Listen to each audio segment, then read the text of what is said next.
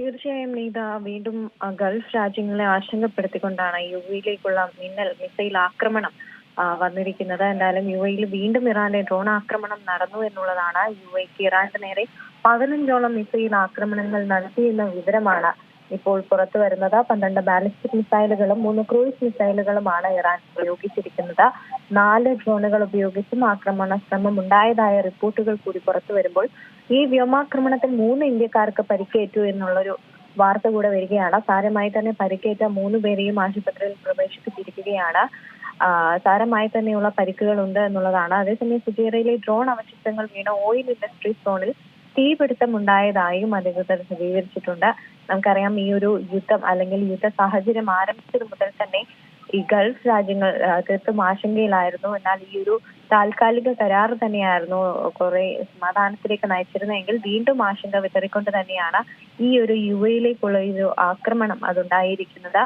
Gulf മേഖലയാകെ അല്ലെങ്കിൽ UAE അടക്കമുള്ള രാജ്യങ്ങളാകെ ആശങ്കയിലാണ് എന്ന് തന്നെ പറയണം. ഫുജൈറ മീഡിയ ഓഫീസ് അതുമായി ബന്ധപ്പെട്ട കാര്യങ്ങളൊക്കെ വ്യക്തമാക്കുന്നുണ്ട്. അതേസമയം തന്നെ യുഎഇയിൽ കഴിഞ്ഞ ദിവസം മാത്രമായി ഇറാൻ തുറച്ചുവിട്ട 4 മിസൈലുകളിൽ 3 എണ്ണവും തകർക്കപ്പെട്ടതായി കൂടി പറയുന്നുണ്ട്. ഒരെണ്ണം കടലിൽ പതിച്ചതായും അധികൃതർ പറയുന്നുണ്ട്. എന്തായാലും ഇത്തരത്തിലുള്ള ചില കിംവദന്തികൾ അത് പ്രചരിപ്പിക്കുന്നുണ്ടെന്നും അതുമായി ബന്ധപ്പെട്ട വിവരങ്ങൾ ഔദ്യോഗിക സ്രോതസ്സുകളെ മാത്രം ആശ്രയിക്കണമെന്നുമാണ് അധികൃതർ പൊതുജനങ്ങളോട് നിർദ്ദേശങ്ങൾ നൽകുന്നത്.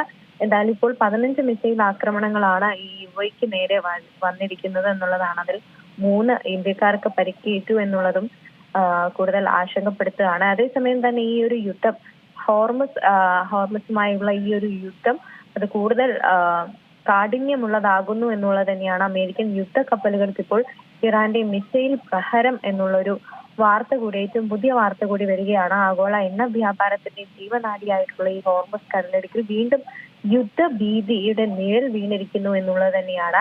അമേരിക്കൻ പ്രസിഡന്റ് ഡൊണാൾഡ് ട്രംപിന്റെ പ്രൊജക്ട് ഫ്രീഡം പ്രഖ്യാപനത്തിന് പിന്നാലെ ഇപ്പോൾ തങ്ങളുടെ പരമാധികാരം ചോദ്യം ചെയ്യാൻ വന്ന അമേരിക്കൻ യുദ്ധ കപ്പലുകൾക്ക് നേരെ ഇറാൻ മിസൈലുകൾ വിക്ഷേപിച്ചു എന്നുള്ള വാർത്ത അന്താരാഷ്ട്ര തലത്തിൽ വലിയ ചർച്ചകൾക്ക് തന്നെ വഴിയിട്ടിരിക്കുകയാണ്. ഇത് വെറും ഒരു സൈനിക നീക്കമായി അതിനെ കാണാൻ സാധിക്കില്ല, മറിച്ച് പശ്ചിമേഷ്യയിലെ തങ്ങളുടെ മേൽക്കോയ്മ അംഗീകരിക്കാത്തവർക്കുള്ള ഇറാന്റെ ശക്തമായ ഒരു താക്കീതായി തന്നെ ഇതിനെ കണക്കാക്കണം എന്നുള്ളതാണ്. അതേസമയം തന്നെ ഹോർമസ് കടലിടുക്ക് വെറും ഒരു ജലപാതയല്ല, അത് ഇറാന്റെ അഭിമാനമാണ് എന്നുള്ളതാണ് അവർ പറയുന്നത്. പതിറ്റാണ്ടുകളായി തന്നെ മേഖലയിൽ സുരക്ഷാ ചുമതല വഹിക്കുന്ന ഇസ്ലാമിക് റവല്യൂഷണറി ഗാർഡ് കോർപ്സ് തങ്ങളുടെ അതിർത്തിക്കടുത്ത് വിദേശ സൈന്യത്തിന്റെ സാന്നിധ്യം ഒരിക്കലും അനുവദിക്കില്ലെന്ന് വീണ്ടും വീണ്ടും തെളിയിച്ചുകൊണ്ടിരിക്കുന്ന ഒരു സാഹചര്യം തന്നെയാണ്. എന്തായാലും ഇറാന്റെ മുന്നറിയിപ്പുകൾ അത് അവഗണിച്ചുകൊണ്ട് മുന്നേറാൻ ശ്രമിച്ച അമേരിക്കൻ നാവികസേനയുടെ കപ്പലുകൾക്ക് നേരെ ഒരു ദ്വീപിനടുത്ത് വെച്ച് മിസൈലുകൾ വിക്ഷേപിച്ചതോടെ മേഖലയിൽ ആകെ ഭീതി പടർത്തുകയാണ്. കളിയാകെ മാറുന്ന ഒരു സാഹചര്യം തന്നെയാണ് ഇപ്പോൾ ഉള്ളത്. കൂടുതൽ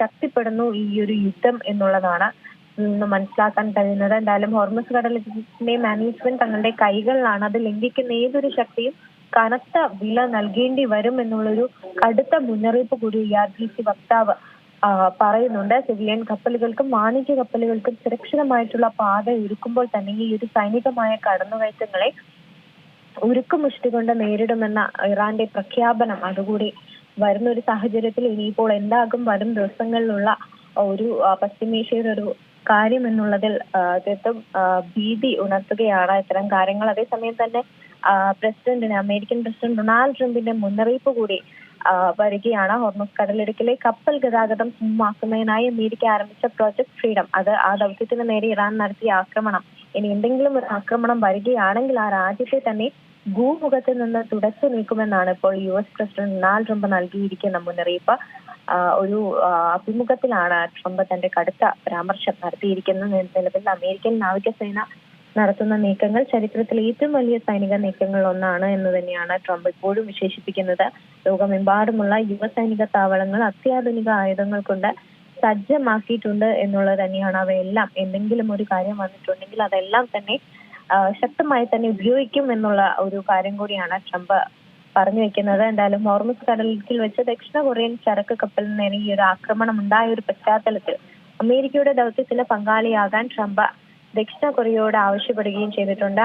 ഈ കാര്യം അടക്കം അദ്ദേഹത്തിന്റെ സോഷ്യൽ മീഡിയ പ്ലാറ്റ്ഫോം ആയിട്ടുള്ള ട്രൂത്ത് സോഷ്യലിലൂടെ തന്നെയാണ് പങ്കുവച്ചിരിക്കുന്നത്. പിന്നെ ഏറ്റവും പുതിയൊരു വിവരം എന്ന് പറയുന്നത് ഈ ഹോർമസിലൂടെയുള്ള ചരക്ക് കപ്പലുകൾക്ക് സുരക്ഷയൊരുക്കാൻ അമേരിക്കൻ പ്രസിഡന്റ് ഡൊണാൾഡ് ട്രംപ് മുന്നോട്ട് വെച്ച ഈ ഒരു പദ്ധതി തന്നെയാണ്. ആ പദ്ധതിയെ തള്ളിക്കൊണ്ടാണ് ഇറാൻ ഇപ്പോൾ മുന്നോട്ട് വന്നിരിക്കുന്നത് എന്നുള്ളതാണ്. എന്തായാലും പ്രൊജക്ട് ഡെഡ്ലോക്ക് ആണെന്ന് ഇറാൻ വിദേശകാര്യമന്ത്രി അബ്ബാസ് അറാഖ്ചി അടക്കം ഇപ്പോൾ പരിഹസിച്ചിരിക്കുന്നു. പാകിസ്ഥാന്റെ നേതൃത്വത്തിലുള്ള സമാധാന ചർച്ചകൾ അത് പുരോഗമിക്കുകയാണ് എന്ന് പറയുമ്പോഴും ഈ ഘട്ടത്തിൽ സൈനിക ഇടപെടലുകൾ സ്ഥിതി വഷളാക്കിക്കൊണ്ടിരിക്കുന്നു എന്നുള്ളത് തന്നെയാണ് ഇറാന്റെ ഭാഗത്തു നിന്നും അറാഖ്ചി ചൂണ്ടിക്കാണിച്ചിരിക്കുന്നത്. അതേസമയം തന്നെ ഈ ഒരു കടലിടുക്കിൽ പ്രവേശിക്കാൻ ശ്രമിച്ച US യുദ്ധക്കപ്പലിന് നേരെ 2 മിസൈലുകളാണ് ഇറാൻ തൊടുത്തുവിട്ടിരിക്കുന്നത്. യുദ്ധക്കപ്പലിൽ മിസൈലിലേറ്റെന്ന വാർത്ത അത് US നിഷേധിക്കുകയും ചെയ്യുന്നുണ്ട്. ഹോർമസ് കടലിടുക്കിന്റെ തെക്കൻ പ്രവേശന കവാടത്തിൽ US യുദ്ധക്കപ്പലിന് താക്കീത് നൽകി മടക്കി അയച്ചുവെന്നാണ് ഇറാൻ നാവിക സേനയും പറഞ്ഞിരിക്കുന്നത്. ഏറ്റവും പുതിയ വാർത്തകളും വിശേഷങ്ങളും വിരൽത്തുമ്പിലറിയാൻ സീ മലയാളം ന്യൂസ് എല്ലാ ഡിജിറ്റൽ പ്ലാറ്റ്ഫോമുകളിലും ലഭ്യം.